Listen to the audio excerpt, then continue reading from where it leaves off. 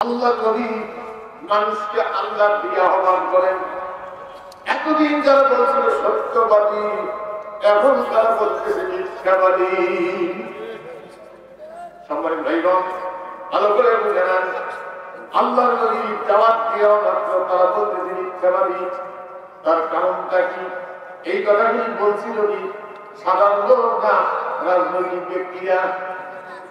বলুন, আবু জাহেল রাজনৈতিক ব্যক্তি। ভালো করে বুঝে নেন, যুগে যুগে আল্লাহর বিধান বাদ দিয়া এটাকে ভালো লাগে না। কিছু মানুষ নিজের বিবেক বুদ্ধি জ্ঞান স্বার্থকে বেশি মূল্য দিয়া নিজেরা বিধান তৈরি করে। নমরুদ তৈরি করছিল জনগণের উপরে স্টিম রোলার চালাই দিয়া জনগণকে ঘুম ঘুম করে তাদেরকে জিম্মি করে একটা কথা বলতে দেয় নাই।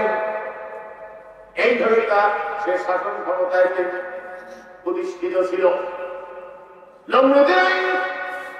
নমরুদের ক্ষমতা ভেঙে চুরমার করে দিয়া আল্লাহ আইন প্রতিষ্ঠিত করার জন্য আল্লাহ পাঠাইলেন কাকে?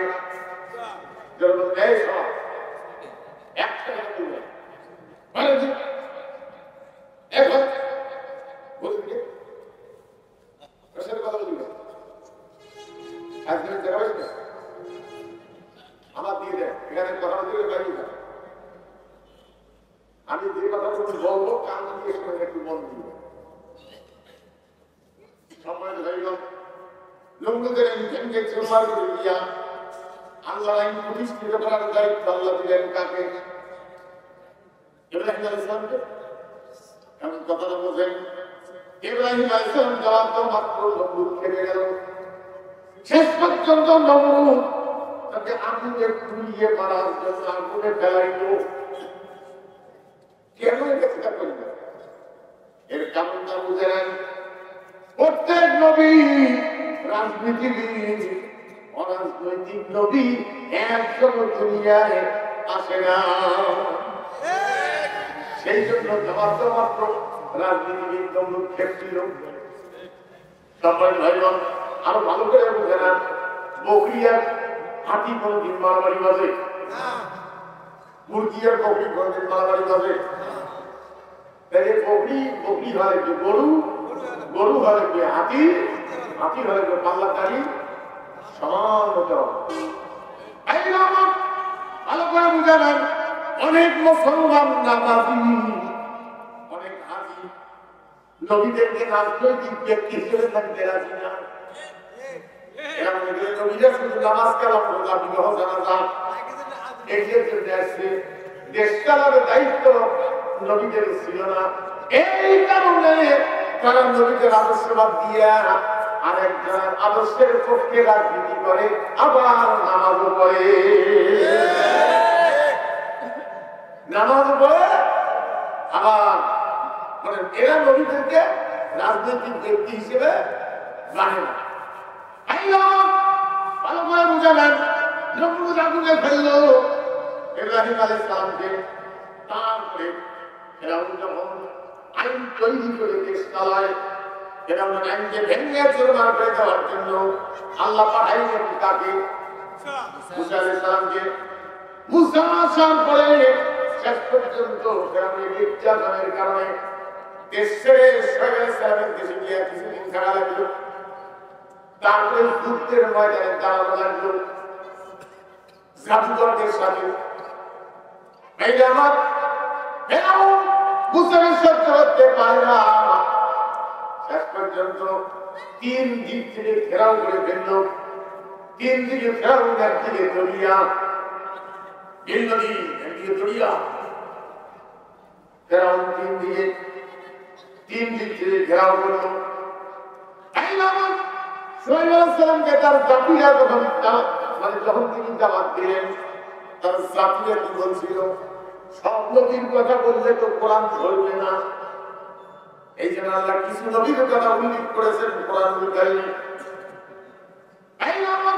শুআয়ব আলাইহিস সালামকে তার জাতিরা দাওয়াত মাত্র শাসক গোষ্ঠীরা বলছিল এই সময় قال الذين استكبروا من قومه لنخرجنك يا شعيب والذين آمنوا معك من قريتنا أو لتعودن في ملتنا قال أولو كنا كارهين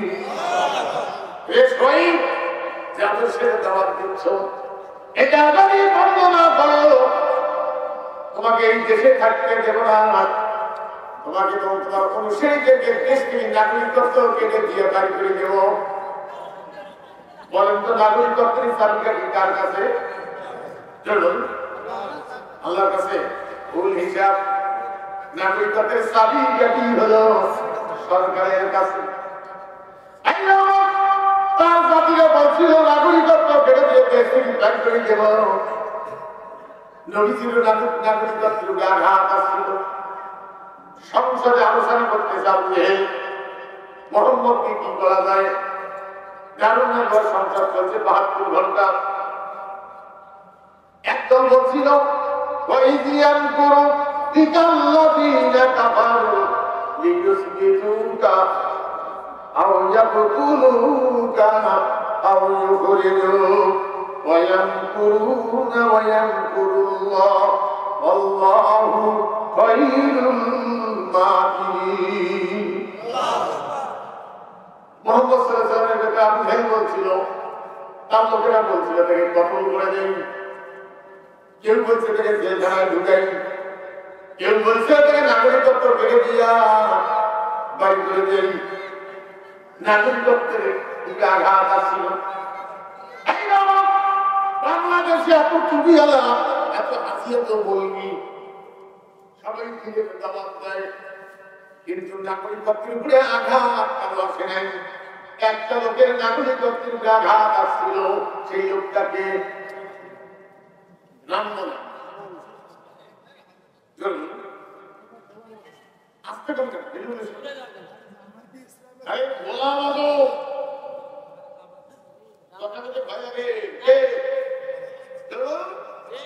আর কারো নাগরিকত্বের উপরে আঘাত আসছিল। একটা জেলখানা পর্যন্ত গেছে, কিন্তু নাগরিকত্বের উপরে আঘাত আর কারো বুঝতে হবে যে মানুষের তৈরি আইন দ্বারা শাসন হয়, সেই দেশে কোরআনের দাওয়াত দিলে, সঠিক দাওয়াত দিলে নাগরিকত্বের আঘাত আছে। যার নাগরিকত্বের আঘাত আসছিল বুঝতে হবে সেই লোকটা সঠিক মুসলমান। আমরা ভাইগণ ভালো করে বুঝে না, প্রত্যেক নবী হলো অর্থনীতিবিদ, প্রত্যেক নবী রাজনীতিবিদ, প্রত্যেক নবী বিচারক, প্রত্যেক নবী কৃষি বিজ্ঞানী, প্রত্যেক নবী ডাক্তার, প্রত্যেক নবী ইঞ্জিনিয়ার, প্রত্যেক নবী রাষ্ট্র পরিচালনার উপযুক্ত ক্ষমতাবান। এই জন্য আল্লাহ পাক বলছেন তোমাদের জন্য আদর্শের অনুসরণযোগ্য ব্যক্তি একজন কে? লাকাদ কানা লাকুম ফী রাসূলিল্লাহি উসওয়াতুন হাসানাহ। তোমাদের জন্য উত্তম আদর্শ হলো আমার নবী মুহাম্মদুর রাসূলুল্লাহ সাল্লাল্লাহু আলাইহি সাল্লাম। এবার ভালো করে বোঝেন, সমস্ত মুসলমানদের কি তিনি আদর্শের অনুসরণযোগ্য? সমস্ত মুসলমানের, সমস্ত মুসলমানের, কিন্তু সমস্ত মুসলমান কি তাকে আদর্শের অনুসরণযোগ্য ব্যক্তি হিসেবে মানে? মানে সম্মানিত হইল কষ্ট হয়। ভালো করে বুঝে না, এই পৃথিবীতে আল্লাহ তার বিধান দিয়েছেন, যুগে যুগে দুনিয়া নবী। এরকম কিছু মানুষ আল্লাহর বিধান ভালো লাগে না, ওরা বিধান তৈরি করে বাংলাদেশেও তৈরি করছে জরিনা, কিভাবে চালাইতে চলবে। ভালো করে বুঝে না, ইমানের মধ্যে যদি কোনো শিরক থাকে কান কেটে ছিঁড়ে নেন। এই বাবা বলেন না, ইমানের মধ্যে যদি কোনো শিরক থাকে, কথাটা বোঝেন, ইমানের মধ্যে যদি কোনো সেরেক থাকে, যতই নামাজ কালাম পড়ে এর মধ্যে যদি মুক্তি মিলবে না। আমল নামার সব হারাম করে দিবেন আল্লাহ পাক। আল্লাহ রাব্বুল আলামিন জানাই দিয়েছে, ইন্নাল্লাযীনা কাফারু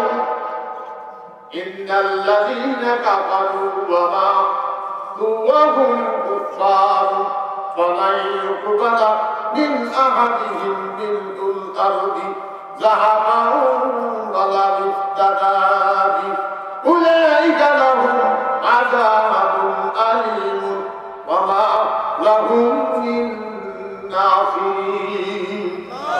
তিন নম্বর পাঁচ শেষ আছে। আল্লাহ পাক বলেন, নিশ্চয়ই যারা মানুষের তৈরি করেন এর পানি করে, কার? মানুষের তৈরি আইনের পানি যারা করে, ওই পানি করতে করতে যারা মরে,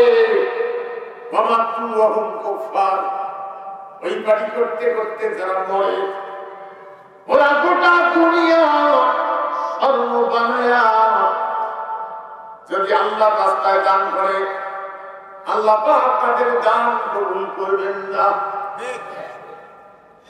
ডাইরেক্ট কোরআন 3 নম্বর পারা শেষ আয়াত, আয়াতটা জানাই দিয়ে গেলাম, হিসাব করা লাগবে না। 3 নম্বর পারা শেষ আয়াতটা দিলে কবেন আল্লাহ পাক বলেন, ওদের জন্য আছে কঠিন শাস্তি, ওদের জন্য কোনো সাহায্যকারী থাকবে না। যারা মানুষের তৈরি করে পানি করে, ওই পানি করতে করতে যারা মরে, ভালো করে বুঝে